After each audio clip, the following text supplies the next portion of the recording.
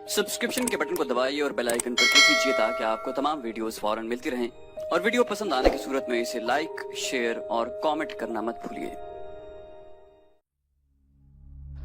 वो मुसाफिर अरब के सहरा में अकेला चला जा रहा था। 8 हिजरी के ज़माने में अरब का वो इलाका जहाँ मक्का और मदीना वाक़े हैं बड़ा ही खौफनाक सहरा हुआ करता था, जलता और इंसानों को झुलसाता हुआ रेगिस्तान। एक तो सहरा की अपनी सऊबतें थीं, दूसरा खतरा रहज़नों का था। मुसाफिर काफिलों की सूरत सफर किया करते थे, लेकिन ये मुसाफिर अकेला चला जा रहा था। वो आला नस्ल के जंगी घोड़े पर सवार था। उसकी ज़र्रा घोड़े की जीन के साथ बंधी हुई थी, उसकी कमर से तलवार लटक रही थी और उसके हाथ में बर्छी थी। उस जमाने में मर्दों के कद दराज, सीने चौड़े और जिस्म गठे हुए होते थे। ये अकेला मुसाफिर भी उन्हीं मर्दों में से था, लेकिन जिस अंदाज से वो घोड़े की पीठ पर बैठा था उससे पता चलता था कि वो शहसवार है और वो कोई मामूली आदमी नहीं। उसके चेहरे पर खौफ का हल्का सा भी तासुर नहीं था कि रहज़न उसे लूट लेंगे, उससे इतनी अच्छी नस्ल का घोड़ा छीन लेंगे और उसे पैदल सफर करना पड़ेगा। लेकिन उसके चेहरे पर जो तासुर था वो कुदरती नहीं था।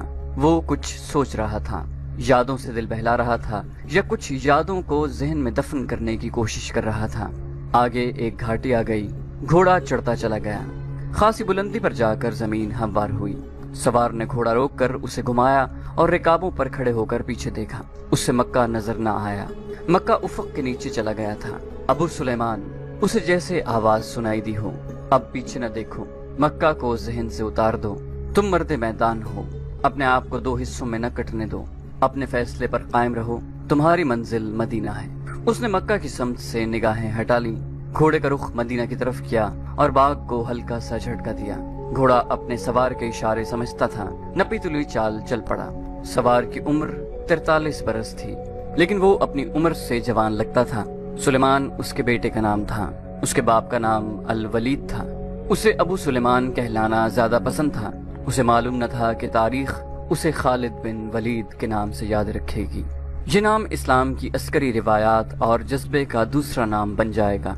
मगर 43 बरस की उम्र में जब खालिद मदीने की तरफ जा रहा था, उस वक्त वो मुसलमान नहीं था। छोटी छोटी झड़पों के अलावा वो मुसलमानों के खिलाफ 2 बड़ी जंगे उहद और जंगे खंदक लड़ चुका था। जब रसूल करीम सल्लल्लाहु अलैहि वसल्लम पर 610 ईस्वी बरोज सोमवार पहली वही नाजिल हुई, उस वक्त खालिद की उम्र 24 साल थी। उस वक्त तक वो अपने कबीले बन्नू मखजूम की अस्करी कुव्वत का कायद बन चुका था। बन्नू मखजूम का शुमार कुरैश के चंद एक मुअज़्ज़ज़ खानदानों में होता था। कुरैश के अस्करी उमूर उसी खानदान के सुपुर्द थे। कुरैश खालिद के बाप अल वलीद के अहकाम और फैसले मानते थे। 24 बरस की उम्र में यह हैसियत खालिद को भी हासिल हो गई थी, मगर इस हैसियत को ठुकरा कर खालिद अबू सुलेमान मदीने को जा रहा था। कभी वो महसूस करता जैसे उसकी जात से कोई कुव्वत उसे पीछे को घसीट रही हो। जब वो इस कुव्वत के असर को महसूस करता तो उसकी गर्दन पीछे को मुड़ जाती, लेकिन उसकी अपनी जात से एक आवाज उठती, आगे देख खालिद, तू वलीद का बेटा तो है, लेकिन वो मर गया है। अब तू सुलेमान का बाप है, वो जिंदा है। उसके जहन में 2 नाम अटक गए, मोहम्मद सल्लल्लाहु अलैहि वसल्लम जो एक नया दीन लेकर आए थे, और अल वलीद जो खालिद के बाप और मोहम्मद सल्लल्लाहु अलैहि वसल्लम और आपके नई दीन का बड़ा दुश्मन था। बाप ये दुश्मनी विरसे के तौर पर खालिद के हवाले करके दुनिया से उठ गया था। खालिद के घोड़े ने पानी की मुश्क पर अपने आप ही रुख बदल लिया था। खालिद ने उधर देखा, उसे गोल दायरे में खजूरों के दरख्त और सहरा के झाड़ी नुमा दरख्त नजर आए। घोड़ा उधर ही जा रहा था। नखलिस्तान में दाखिल होकर खालिद घोड़े से कूद गया। इमामा उतार कर वो पानी के किनारे दोजानू हो गया। उसने पानी चुल्लू भर भर कर अपने सर पर डाला और 2-4 छींटे मुंह पर फेंके। उसका घोड़ा पानी पी रहा था। खालिद ने इस चश्मे से पानी पिया जो सिर्फ इंसानों के इस्तेमाल के लिए था। ये एक छोटा सा जंगल था। खालिद ने घोड़े की जीन उतारी और जीन के साथ बंधी हुई छोटी सी एक दर्री खोलकर झाड़ी नुमा दरख्तों के झुंड तले बिछाई और लेट गया। वो थक गया था, थोड़ी देर के लिए सो जाना चाहता था, मगर उसके जहन में यादों का जो काफिला चल पड़ा था वो उसे सोने नहीं दे रहा था। उसे 7 साल पहले का एक दिन याद आया जब उसके अजीजों ने मोहम्मद सल्लल्लाहु अलैहि वसल्लम को कत्ल करने का मंसूबा बनाया था। इस मंसूबे में खालिद का बाप अल वलीद पेश था। वो सितंबर 622 ईस्वी की एक रात थी। कुरैश ने रसूल खुदा सल्लल्लाहु अलैहि वसल्लम को सोते में कत्ल करने के लिए ऐसे आदमी चुने थे जो इंसान के रूप में वहशी और दरिंदे थे। खालिद कुरैश के सरकर्दा खानदान का जवान था। اس وقت اس کی عمر 27 سال تھی۔ وہ حضور اکرم صلی اللہ علیہ وسلم کے قتل کی سازش میں شریک تھا، لیکن وہ قتل کے لیے جانے والوں کے گروہ میں شامل نہیں تھا۔ اسے 7 سال پہلے کی وہ رات گزرے ہوئے کل کی طرح یاد تھی۔ وہ اس قتل پر بھی خوش تھا اور ناخوش بھی۔ خوش اس لیے کہ اس کے اپنے قبیلے کے ہی ایک آدمی نے اس کے مذہب کو، جو بت پرستی تھی، باطل کہہ دیا اور اپنے آپ کو خدا کا پیغمبر کہہ دیا۔ ایسے دشمن کے قتل پر خوش ہونا فطری بات تھی، اور وہ ناخوش اس لیے تھا کہ وہ اپنے دشمن کو للکار کر آمنے سامنے کی لڑائی لڑنے کے قائل تھا۔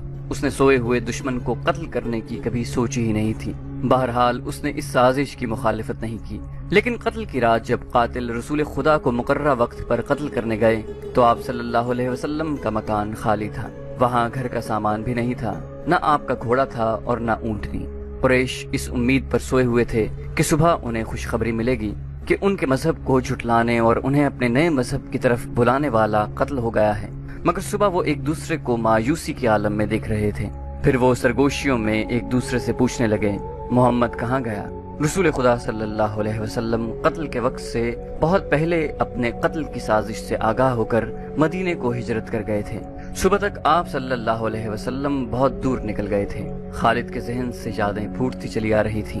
ذہن پیچھے ہی پیچھے ہٹتے ہٹتے 16 برس دور جا نکلا۔ 613 عیسوی کی ایک شام رسول کریم صلی اللہ علیہ وسلم نے قریش کے چند ایک سرکردہ افراد کو اپنے ہاں کھانے پر مدعو کیا۔ کھانے کے بعد رسول کریم صلی اللہ علیہ وسلم نے اپنے مہمانوں سے کہا، اے بنی عبد المطلب، میں تمہارے سامنے جو تحفہ پیش کرنے لگا ہوں وہ عرب کا کوئی اور شخص پیش نہیں کر سکتا، اس لیے کہ اللہ نے مجھے منتخب کیا ہے۔ مجھے اللہ نے حکم دیا ہے کہ تمہیں ایک ایسے مذہب کی طرف بلاؤں جو تمہاری دنیا کے ساتھ تمہاری عاقبت بھی آسودہ اور مسرور کر دے گا۔ اس طرح رسول خدا نے پہلی وحی کے نزول کے 3 سال بعد اپنے قریبی عزیزوں کو اسلام قبول کرنے کی دعوت دی۔ خالد اس محفل میں نہیں تھا، اس کا باپ مدعو تھا۔ اس نے خالد کو مذاق اڑانے کے انداز میں بتایا تھا کہ عبد المطلب کے پوتے محمد صلی اللہ علیہ وسلم نے کہا ہے کہ وہ اللہ کا بھیجا ہوا نبی ہے۔ ہم جانتے ہیں کہ عبد المطلب قریش کا ایک سردار تھا۔ الولید نے اپنے بیٹے سے کہا، بے شک محمد کا خاندان اعلیٰ حیثیت رکھتا ہے، لیکن نبوت کا دعویٰ اس خاندان کا کوئی فرد کیوں کرے؟ اللہ کی قسم اور حبل اور عزا کی، میرے خاندان کا رتبہ کسی سے کم نہیں۔ کیا نبوت کا دعویٰ کر کے کوئی ہم سے اونچا ہو سکتا ہے؟ خالد نے پوچھا، آپ نے اسے کیا کہا؟ پہلے تو ہم چپ ہو گئے، پھر ہم سب ہنس پڑے۔ الولید نے کہا، لیکن محمد کے چچا زاد بھائی علی نے محمد کی نبوت کو قبول کر لیا ہے۔ خالد اپنے باپ کی طنزیہ ہنسی کو بھولا نہیں تھا۔ خالد کو 629 عیسوی کے ایک روز مکہ اور مدینہ کے راستے میں ایک نخلستان میں لیٹے ہوئے وہ وقت یاد آ رہا تھا۔ رسول اللہ صلی اللہ علیہ وسلم جن کی نبوت کو قریش کے سردار قبول نہیں کر رہے تھے، اس نبوت کو لوگ قبول کرتے چلے جا رہے تھے۔ ان میں اکثریت نوجوانوں کی تھی، بعض مفلس لوگوں نے بھی اسلام قبول کر لیا۔ اس سے نبی کریم صلی اللہ علیہ وسلم کے حوصلے میں جان آ گئی اور آپ صلی اللہ علیہ وسلم نے اسلام کی تبلیغ تیز کر دی۔ آپ بت پرستی کے خلاف تھے۔ مسلمان ان 360 بتوں کے خلاف تھے جو کعبہ کے اندر اور باہر رکھے ہوئے تھے۔ طلوع اسلام سے پہلے عرب ایک خدا کو مانتے تھے اور پوجتے ان بتوں کو تھے۔ انہیں وہ دیویاں اور دیوتا کہتے اور انہیں اللہ کے بیٹے اور بیٹیاں مانتے تھے۔ وہ ہر بات میں اللہ کی قسم کھاتے تھے۔ قریش نے دیکھا کہ محمد صلی اللہ علیہ وآلہ وسلم کے جس دین کا انہوں نے مذاق اڑایا تھا وہ مقبول ہوتا جا رہا تھا، تو انہوں نے آپ صلی اللہ علیہ وسلم کی تبلیغی سرگرمیوں کے خلاف محاذ بنا لیا اور مسلمانوں کا جینا حرام کر دیا۔ خالد کو یاد آ رہا تھا کہ اس نے اللہ کے رسول صلی اللہ علیہ وسلم کو گلیوں اور بازاروں میں لوگوں کو اکٹھا کر کے انہیں اسلام قبول کرنے کی دعوت دیتے اور بتاتے دیکھا تھا کہ بت انہیں نہ فائدہ دے سکتے ہیں نہ نقصان۔ عبادت کے لائق صرف اللہ ہے جو وحدہ لا شریک ہے۔ رسول خدا صلی اللہ علیہ وسلم کی مخالفت کے قائد قریش کے 4 سردار تھے۔ ایک تو خالد کا باپ الولید تھا، دوسرا نبی کریم صلی اللہ علیہ وسلم کا اپنا چچا ابو لہب تھا، تیسرا ابو سفیان اور چوتھا ابو الحکم تھا جو خالد کا چچا زاد بھائی تھا۔ مسلمانوں پر سب سے زیادہ ظلم اور تشدد اسی شخص نے کیا تھا۔ وہ جہالت کی حد تک کینہ پرور اور مسلم کش تھا، اسی لیے مسلم اسے ابو جہل کہتے تھے۔ یہ نام اتنا عام ہوا کہ لوگ جیسے اس کا اصل نام بھول ہی گئے ہوں۔ تاریخ نے بھی اس پستہ قد، بھینگے اور لوہے کی طرح مضبوط آدمی کو ابو جہل کے نام سے ہی یاد رکھا ہے۔ خالد کو یہ یادیں پریشان کرنے لگیں، شاید شرمسار بھی۔ قریش کے لوگوں نے رسول خدا صلی اللہ علیہ وسلم کے گھر میں کئی بار غلاظت پھینکی تھی۔ جہاں کوئی مسلمان اسلام کی تبلیغ کر رہا ہوتا وہاں قریش کے آدمی جا پہنچتے اور ہلڑ مچاتے۔ بد اخلاق اور دھتکارے ہوئے آدمیوں کو رسول خدا صلی اللہ علیہ وسلم کو پریشان کرتے رہنے کے کام پر لگا دیا گیا تھا۔ خالد کو یہ اطمینان ضرور تھا کہ اس کے باپ نے محمد صلی اللہ علیہ وسلم کے خلاف ایسی کوئی گھٹیا حرکت نہیں کی تھی۔ وہ 2 مرتبہ قریش کے 3-4 سرداروں کو ساتھ لے کر رسول خدا کے چچا ابو طالب کے پاس یہ کہنے گیا تھا کہ وہ اپنے بھتیجے کو بتوں کی توہین اور نبوت کے دعوے سے روکے، ورنہ وہ کسی کے ہاتھوں قتل ہو جائے گا۔ ابو طالب نے ان لوگوں کو دونوں مرتبہ ٹال دیا۔ خالد کو اپنے باپ کی بہت بڑی قربانی یاد آئی۔ عمارہ خالد کا بھائی تھا۔ وہ خاص طور پر خوبصورت نوجوان تھا۔ وہ ذہین تھا اور اس میں بانک پن تھا۔ خالد کے باپ الولید نے اپنے اتنے خوبصورت بیٹے عمارہ کو قریش کے 2 سرداروں کے حوالے کیا اور انہیں کہا کہ اسے محمد کے چچا ابو طالب کے پاس لے جاؤ اور اس سے کہو کہ میرا بیٹا رکھ لو اور اس کے بدلے محمد صلی اللہ علیہ وسلم ہمیں دے دو۔ خالد اپنے باپ کے اس فیصلے پر کانپ اٹھا تھا، اور جب اس کا بھائی عمارہ دونوں سرداروں کے ساتھ چلا گیا تو خالد تنہائی میں جا کر رویا۔ سرداروں نے عمارہ کو رسول کریم کے چچا کے آگے کر کے کہا، ابو طالب، اسے تم جانتے ہو، یہ عمارہ بن الولید ہے۔ تم یہ بھی جانتے ہو کہ بنو ہاشم نے، جس کے تم سردار ہو، ابھی تک اس جیسا سجیلا اور عقل مند جوان پیدا نہیں کیا۔ یہ ہم ہمیشہ کے لیے تمہارے حوالے کرنے آئے ہیں، اسے اپنا بیٹا بنا کر رکھو، یہ تمام عمر تمہارا فرما بردار رہے گا، اور اگر اسے اپنا غلام بنا لو گے تو قسم ہے اللہ کی تم پر اپنی جان بھی قربان کر دے گا۔ مگر تم اسے میرے حوالے کیوں کر رہے ہو؟ ابو طالب نے پوچھا، کیا بنو مخزوم کی ماؤں نے اپنے بیٹوں کو نیلام کرنا شروع کر دیا ہے؟ کہو اس کی کتنی قیمت چاہتے ہو، اس کے عوض ہمیں اپنا بھتیجا محمد دے دو۔ قریش کے ایک سردار نے کہا، تمہارا یہ بھتیجا تمہاری رسوائی کا باعث بن گیا ہے۔ اس نے تمہارے آباء و اجداد کے مذہب کو رد کر کے نیا مذہب بنا لیا ہے۔ کیا تم دیکھ نہیں رہے کہ تم نے اس قبیلے میں آدمی کو آدمی کا دشمن بنا دیا ہے؟ تم میرے بھتیجے کو لے جا کر کیا کرو گے؟ قتل۔ قریش کے دوسرے سردار نے جواب دیا، ہم محمد کو قتل کریں گے، یہ بے انصافی نہیں ہوگی۔ تم دیکھ رہے ہو کہ ہم تمہارے بھتیجے کے بدلے تمہیں اپنا بیٹا دے رہے ہیں، یہ بہت بڑی بے انصافی ہوگی۔ ابو طالب نے کہا، تم میرے بھتیجے کو قتل کرو گے اور میں تمہارے بیٹے کو پالوں گا اور اس پر خرچ کروں گا اور اسے بہت اچھی زندگی دوں گا۔ تم میرے پاس کیسا انصاف لے کر آئے ہو؟ میں تمہیں عزت سے رخصت کرتا ہوں۔ خالد نے جب اپنے بھائی کو اپنے سرداروں کے ساتھ واپس آتے دیکھا اور سرداروں سے سنا کہ ابو طالب نے یہ سودا قبول نہیں کیا تو خالد کو دلی مسرت ہوئی تھی۔ محمد صلی اللہ علیہ وسلم کا تم نے کیا بگاڑ لیا تھا ابو سلیمان؟ خالد کی ذات سے ایک سوال اٹھا۔ اس نے خیالوں ہی خیالوں میں سر ہلایا اور دل ہی دل میں کہا، کچھ نہیں۔ بے شک محمد صلی اللہ علیہ وسلم کا جسم طاقتور ہے، لیکن رکانہ بن عبد یزید جیسے پہلوان کو اٹھا کر پٹکنے کے لیے صرف جسمانی طاقت کافی نہیں۔ رکانہ بن عبد یزید رسول کریم صلی اللہ علیہ وسلم کا چچا تھا جس نے اسلام قبول نہیں کیا تھا۔ یہ عرب کا مانا ہوا پہلوان تھا۔ نامی گرامی پہلوان آئے جنہیں اس نے ایک ہی داؤں میں پٹک کر اٹھنے کے قابل نہیں چھوڑا۔ وہ وحشی انسان تھا، صرف لڑنا مارنا جانتا تھا۔ خالد کو وہ وقت یاد آنے لگا جب مسلمانوں کو دق کرنے والے 3-4 آدمیوں نے ایک دن رکانہ پہلوان کو خوب کھلایا پلایا اور اسے کہا تھا کہ تمہارا بھتیجا محمد صلی اللہ علیہ وسلم کسی کے ہاتھ نہیں آتا، نہ اپنی تبلیغ سے باز آتا ہے، نہ کسی سے ڈرتا ہے، اور لوگ اس کی باتوں کے جادو میں آتے چلے جا رہے ہیں۔ کیا تم اسے سیدھا نہیں کر سکتے؟ رکانہ نے اپنے چہرے پر مست بھینسے کا تاثر پیدا کر کے تکبر کے لہجے میں کہا تھا، کیا تم میرے ہاتھوں اس کی ہڈیاں توڑوانا چاہتے ہو؟ لاؤ اسے میرے مقابلے پر، لیکن وہ میرا نام سن کر مکہ سے بھاگ جائے گا۔ نہیں، میں اس کے ساتھ لڑنا اپنی توہین سمجھتا ہوں۔ اس نے اکسانے والے آدمیوں کی بات نہ مانی۔ وہ کسی پہلوان کو اپنے برابر سمجھتا ہی نہیں تھا۔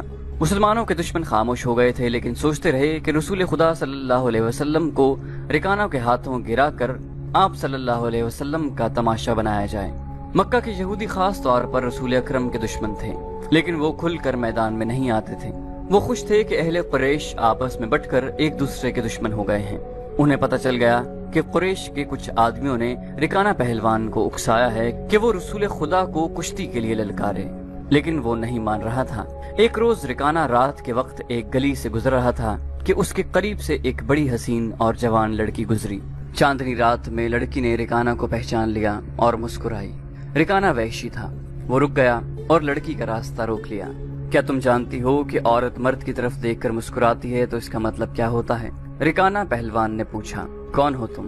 اس کا مطلب یہ ہوتا ہے کہ عورت اس مرد کو چاہتی ہے۔ اس جوان لڑکی نے جواب دیا، میں سبت بنت ارمن ہوں۔ اوہ، ارمن یہودی کی بیٹی، رکانہ نے کہا اور لڑکی کے کندھوں پر ہاتھ رکھ کر اسے اپنے قریب کر کے بولا، کیا میرا جسم تجھے اتنا اچھا لگتا ہے اور کیا میری طاقت؟ سبت نے پیچھے ہٹتے ہوئے کہا، تمہاری طاقت نے مجھے مایوس کر دیا ہے، تم اپنے بھتیجے سے ڈر گئے ہو۔ رکانہ نے گرج کر پوچھا، کون کہتا ہے؟ سبت نے جواب دیا، سب کہتے ہیں۔ پہلے محمد کو گراؤ، میں اپنا جسم تمہیں انعام میں دوں گی۔ خدا کے بیٹوں اور بیٹیوں کی قسم، تیری بات پوری کر کے تیرے سامنے لاؤں گا۔ رکانہ نے کہا، لیکن تو نے غلط سنا ہے کہ میں محمد سے ڈرتا ہوں۔ بات یہ ہے کہ میں اپنے سے کمزور کے ساتھ لڑنا اپنی توہین سمجھتا ہوں، لیکن تیری بات پوری کروں گا۔